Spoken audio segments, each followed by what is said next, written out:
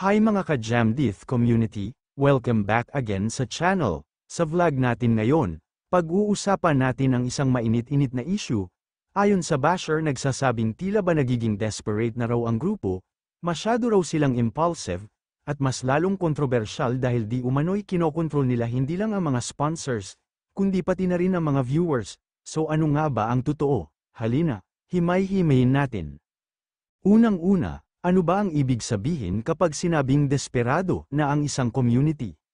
Well, sa konteksto ng social media at content creation, nagiging desperado ang isang grupo kapag tila nawawala na ito ng organic support, kaya gumagawa ito ng mga extreme measures para lang mapanatili ang atensyon ng publiko. Ayon sa ilang sources, may mga taong nagsasabing ang Medeth communities ay gumagawa ng mga impulsive na desisyon, kagaya ng biglaang pagbabago sa content, sobrang aggressive na marketing, o panghihikayat ng drama, para lang mapanatili ang engagement. Pangalawa, impulsive daw sila. Ibig sabihin, hindi pinag-iisipan ng mabuti ang mga kilos. Halimbawa, may mga sudden announcements, cancellations ng collabs, o paglalabas ng statements na minsan ay nakakagulat o kontrobersyal. Sa digital world, ang ganitong moves ay risky dahil maaaring mawalan ng tiwala ang audience. Ngayon, pag-usapan natin ang kontrobersyal na bahagi. Kontrolado raw nila ang mga sponsors at viewers.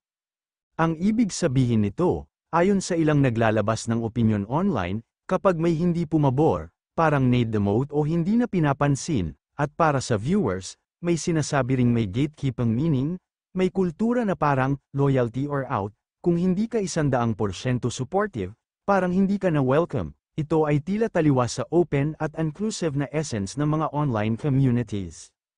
Pero teka lang, dapat din nating tandaan na may dalawang panig ang bawat kwento. May posibilidad din na sinisiraan lang sila ng ibang groups, lalo na kung kompetisyon ang usapan. Sa panahon ngayon, mabilis ang pagkalat ng impormasyon, pero hindi lahat ng kumakalat ay totoo, kaya kailangan nating maging mapanuri at huwag basta maniwala.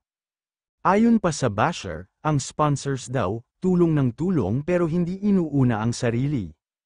Ito na ang medyo off-take ng basher, parang sinasabi niya na ang mga sponsors ay nagpapaka-martyr, at dapat tumigil sa pagtulong, pero teka, kung kusa ang sponsorship, kung choice nila yon, sino tayo para diktahan kung paano nila gamitin ang pera o resources nila? Hindi ba't mas dapat natin ay appreciate ang generosity kaysa questionin ito? Mas pinakialaman pa ang viewers at sponsors, pakialamera na raw ang basher. Let's be honest, may constructive criticism, at may pagiging pakialamera, kapag lumalagpas ka na sa boundaries ng respeto at inuuna mo na lang ang pag-judge kaysa pag-unawa, that's no longer helpful. Hindi lahat ng comment ay valid kung ang tono ay toxic. Guys, ang punto ng vlog na to ay simple, bago tayo magbitaw ng mabibigat na salita, tanungin muna natin ang sarili natin, may basehan ba? Constructive ba yung opinion ko o puro bash lang? Kasi sa panahon ngayon, mabilis makasira ang salita. Pero kung mapagmuni-muni tayo, mas makakatulong pa tayo sa pag-grow ng communities kaysa sa pag-down nila. Let me know what you think sa comments. Agree ba kayo sa basher? O tingin nyo, out of line na? Don't forget to like and subscribe kung gusto nyo pa ng honest breakdowns and real talk content. Kita-kits sa next episode. Maraming salamat po sa inyong lahat.